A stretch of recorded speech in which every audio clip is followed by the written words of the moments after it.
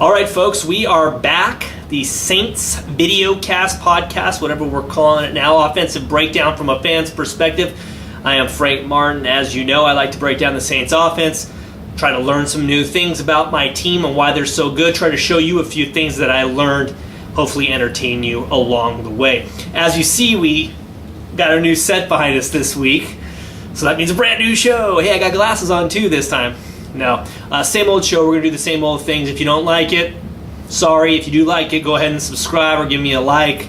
I would definitely appreciate it. All right, so let's get this thing started, huh? Let's not pause and delay any longer. Let's talk about the offense and what went right in this game. As you know, they were rolling in the first half. The first thing we want to focus on is that long Sproles run on the first possession of the game. It was 3rd and 2.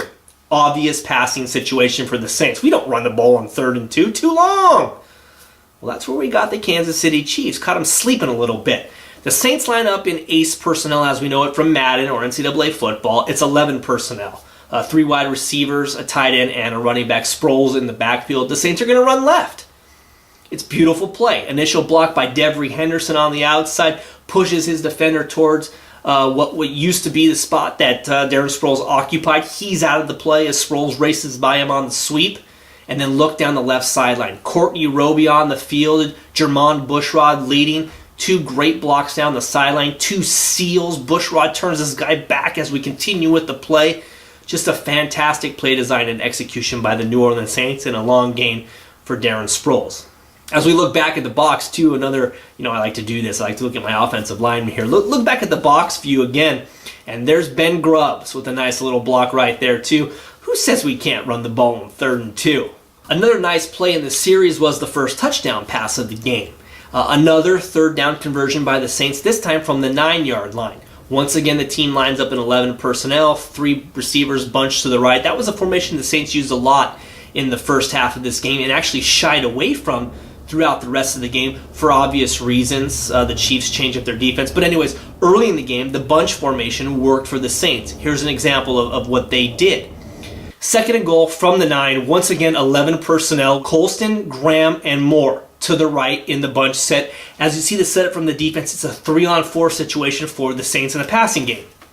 Graham will stutter and out. Colston and Moore will run identical corner post routes. They just do a little jab step to the outside and then head back towards the post. And what Drew Brees is looking for here is one of those receivers to come open. Well, the Chiefs throw a zone at this play, and it's a recipe for disaster for Kansas City, and here's why. Drew Brees from the shotgun, a little 3-step drop and a hitch, looks to his right, sees that Lance Moore is open, kind of, as you'll see from the diagram right here. Look at where Brees throws this ball. He throws this ball to the perfect spot. He throws it right over the defender's hand. He can't block it. He throws it just high enough that Lance Moore can go up and get it. That's the only place the ball can be thrown. It was a perfect throw by Brees, once again illustrating why he's the best quarterback in the league. Another thing that I learned about my team is I love the way that Pete Carmichael and crew attack the safeties, especially on 3rd down. Let's take a look at 2 more examples of what I'm talking about. Here we are later in the first half, 3rd and 10, 11 personnel back on the field. This is the long pass play to Devery Henderson. Lance Moore runs that in and out route. We got to give that a name. I'll look it up or something. But he goes in and out. Graham runs a deep out. It looks to me like the Saints are doing the classic flood with Devery Henderson running the streak. But what happens on the play is Devery Henderson reads the middle of the field open because the safety jumps Lance Moore's out. Look at him. Runs up to the out to take that away. Devery Henderson runs down the middle of the field. It's a peek route. That's what they call it in football. It's a peek route. The quarterback's supposed to take a peek. If the safety's covering that guy, he goes down to his other progression. He starts his progression and goes, works from the top down. Well, on this peek route, as we see in our diagram, Devery Henderson blows right by the safety, number 34. He's keen on Lance Moore. So Henderson reads the middle of the field open, runs to the posts, and the result is a 34-yard gain. A thing of beauty. Could have been a better throw by Drew Brees, maybe, to get him open more. Throw him open, keep him in stride, touchdown, but hey, we're nitpicking. And I've never been a quarterback in the NFL, so I'm going to go ahead and say that it was a good enough throw.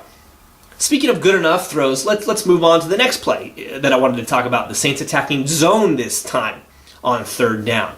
Move to 2:46 left in the first quarter. It's the long pass to Lance Moore. Gun, 11 personnel, another bunch set for the Saints. Moore, Graham, and Sproles to the left.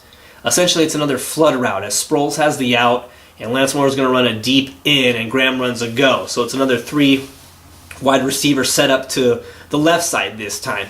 So the play design allows for Graham to run that peak route and blow the top off the coverage, and he does just that. Only this time the safeties go with him. So Graham essentially double covered over the top. What does that do? It frees up Lance Moore on the deep end. He's wide open. Big completion for the New Orleans Saints on another perfectly thrown pass. Or was it? Once again, another wide open receiver, and he goes immediately down. Maybe a bad ball thrown by Drew Brees. The Saints should have had a touchdown, you're telling me. Should have thrown the ball better. Lance Moore in stride, touchdown. Well, let's take a look at the play from the box angle. And here's what Drew Brees saw, or should I say felt, at the point of the pass. Here it is, point of the pass from the box angle. Yeah, I think we're lucky that he completed the pass. Look at that. The defender diving at his legs. Takes a hit, still completes a pass.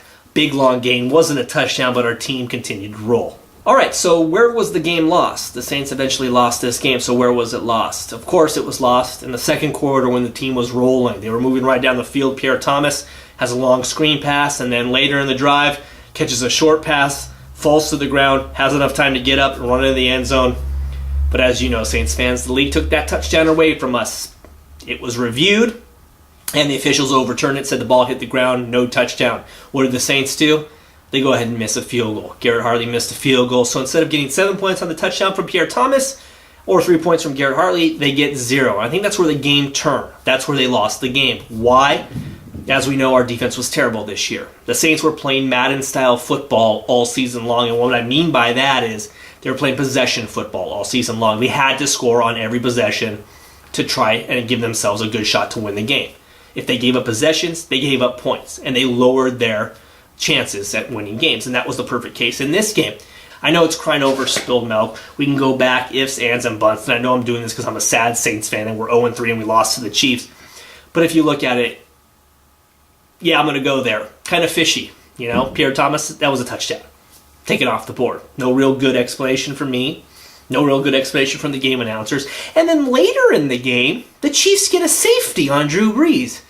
And as I look back at the replay on that one, going to have to go ahead and disagree with the officials in the game and the booth and the league on that one as well. And that's 2 more points. So now we're talking realistically as much as 5 points taken away from the New Orleans Saints. Stolen. Just like their season when their coach was suspended. Yeah, I know I'm getting there. I'm getting on that borderline crazy talk. But anyways, my point is when your defense is terrible and you lose possessions and you lose points, you end up losing games. And that's exactly what happened to the Saints here in Week 3. The Chiefs go on to win it 27-24. We are 0-3, and I'm throwing my cell phone. I'm mad at the world. But, yeah, it'll get better, right? So that's it. Week 3 in the books. Our team is 0-3, and we're all starting to lose it a little bit. Losing my hair because of this team. Throwing my cell phone because of this team. But hey, we deserve to be 0-3, make the mistakes, don't make the plays, and that's where we get us. Maybe next week, things will be different. We all know the answer. But I digress. Thank you for joining me. It's been fun. I'll see you on Week 4.